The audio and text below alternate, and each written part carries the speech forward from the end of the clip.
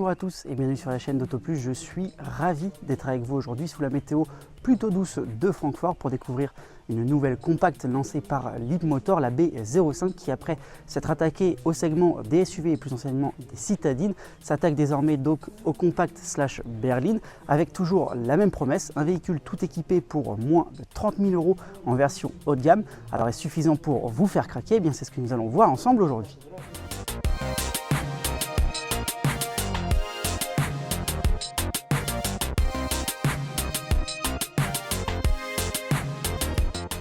Et on va commencer avec la présentation extérieure et la face avant du modèle avec un design toujours aussi simpliste chez Leapmotor. On retrouve la signature lumineuse assez imposante en 3 lames juste ici qui est typique du constructeur, avec aussi un quimpo qui est légèrement incliné et plongeant et nervuré qui vient recouvrir une calandre pleine forcément sur un véhicule électrique. On a aussi des éléments aérodynamiques avec la lame ici au niveau du pare-choc en noir brillant qui vient contraster avec le reste de la carrosserie, les entrées d'air également en noir brillant et on a même le droit à des déflecteurs d'air sur les ailes. Au global, on a encore une fois un style très épuré et assez monolithique, ce qui est plutôt basique pour une voiture électrique.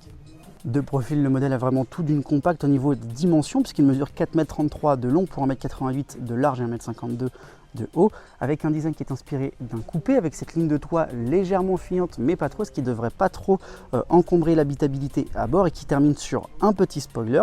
Le côté sportif que veut donner Leapmotor à son modèle est souligné par des portes sans encadrement avec des poignées intégrées également pour l'aérodynamisme, tout comme les jantes de 19 pouces. D'ailleurs, le modèle a un CX de seulement 0,26. Enfin, on retrouve les fameux déflecteurs d'air latéraux dont je vous parlais en noir brillant ainsi que les rétroviseurs qui viennent toujours contraster avec cette teinte jaune de lancement. À l'arrière, encore une fois, le style est assez simpliste. On retrouve le même gimmick au niveau des feux qu'à l'avant, avec cette fois-ci une grande bande lumineuse qui vient parcourir l'ensemble de la malle de coffre. Une malle de coffre qui a été un petit peu travaillée dans la profondeur, mais rien de trop superflu. On a un imposant bouclier noir, le nom du constructeur également en toutes lettres sur celle-ci, et le fameux petit spoiler avec une lunette arrière qui est assez inclinée et qui pour le coup là va peut-être jouer un petit peu sur la visibilité.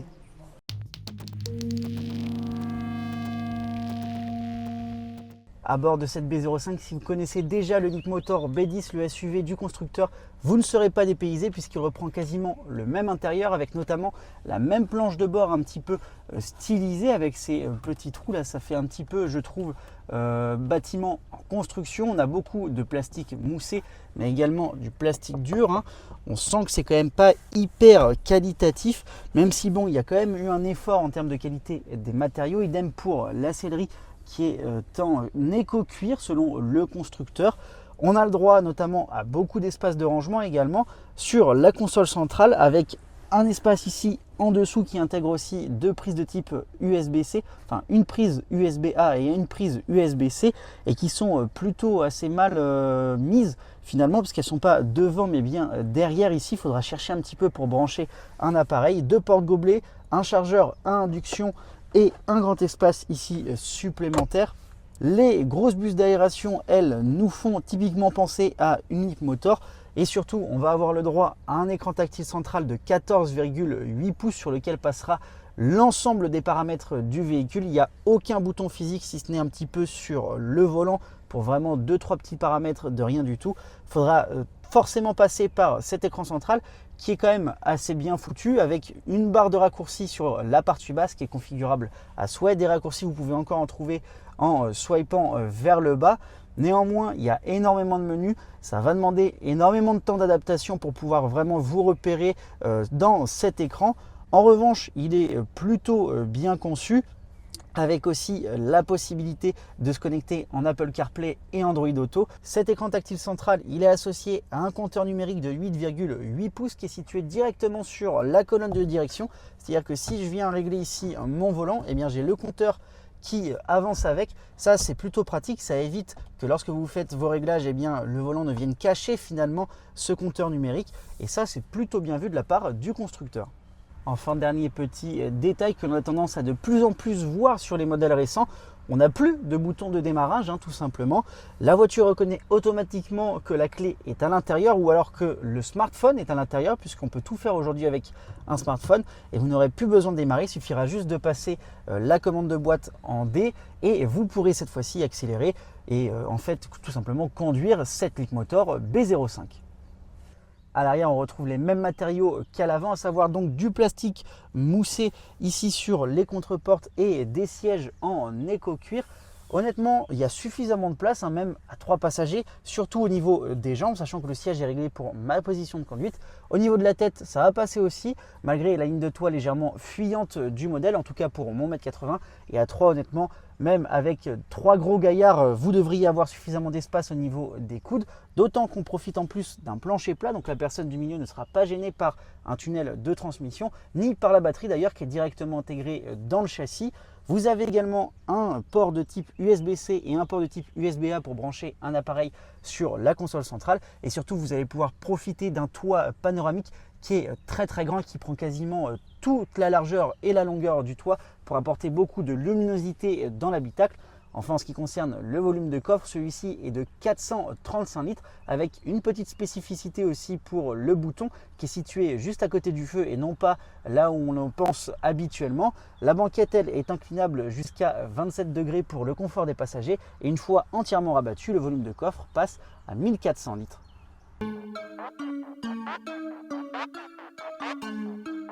Alors, qu'est-ce que ça donne une fois au volant de cette B05? Eh bien, vous n'avez le droit qu'à une seule motorisation sur le modèle de 218 chevaux situé directement sur l'essieu arrière. On est donc sur un modèle à propulsion avec un couple maximal de 240 Nm pour un 0 à 100 qui est réalisé en 6,7 secondes. Ce qui permet donc d'avoir des accélérations et des relances assez franches. Il n'y a pas de souci à se faire de ce côté-là. En revanche, pour le côté un petit peu sportif que voudrait donner la marque à son véhicule, il faudra quand même revoir quelques petites choses. Vous avez quand même un mode launch control sur la voiture, même si l'effet n'est pas si saisissant que ça. On a quand même le droit à beaucoup de configurations au niveau de la direction, notamment du freinage régénératif. D'ailleurs, petit bémol, vous avez un mode one pedal, mais vous ne pouvez l'activer que lorsque vous avez le parking de frein à main qui est serré. Vous pouvez encore aussi gérer le mode des suspensions. Donc, on a quand même un modèle qui est configurable à souhait, notamment au niveau de la direction, qui elle va se montrer un petit peu résistante, notamment en mode sport. Personnellement, c'est une résistance que moi j'apprécie, alors qu'en mode confort, je vais la trouver vraiment trop souple. Pour autant, donc, malgré tous ces petits réglages que vous pouvez faire, je ne trouve pas que le modèle il soit si sportif que ça.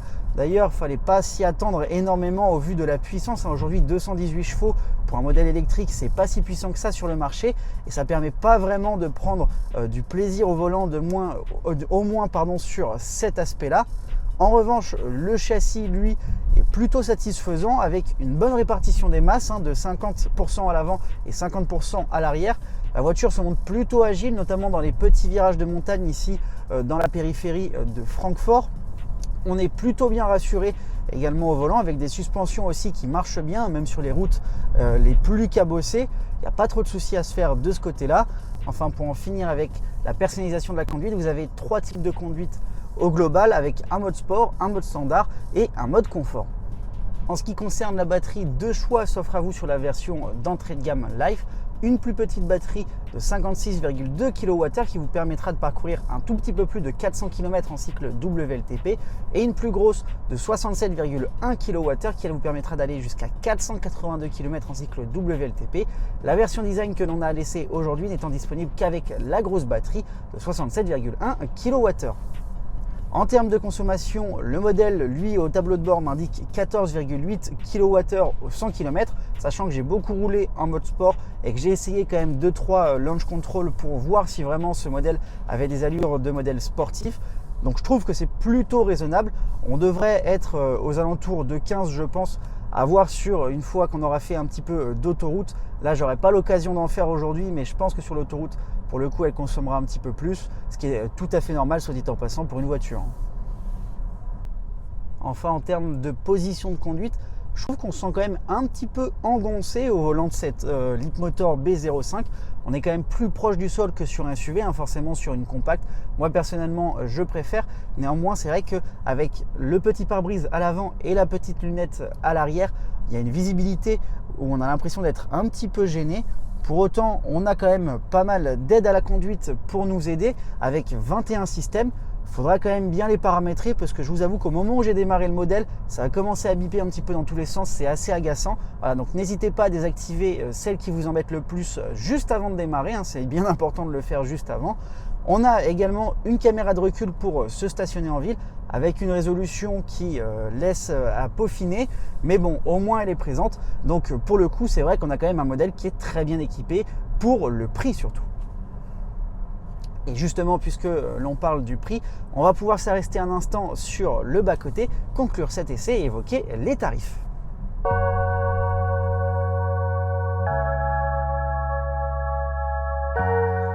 En termes de recharge, le modèle peut encaisser une puissance maximale de 174 kW, ce qui lui permet de faire le 30 à 80% en 17 minutes, ce qui est aussi bien que le B10, hein, le SUV du constructeur, et mieux que le C10, le gros SUV du constructeur. Enfin arrive la question des prix et c'est là où Leapmotor frappe fort comme la plupart des modèles chinois finalement, avec un tarif d'entrée de gamme à 25 400 €, avec donc la petite batterie et la plus petite finition. La grosse batterie est disponible avec la finition d'entrée de gamme à 27 400 € et pour notre modèle du jour, comptez 28 400 €.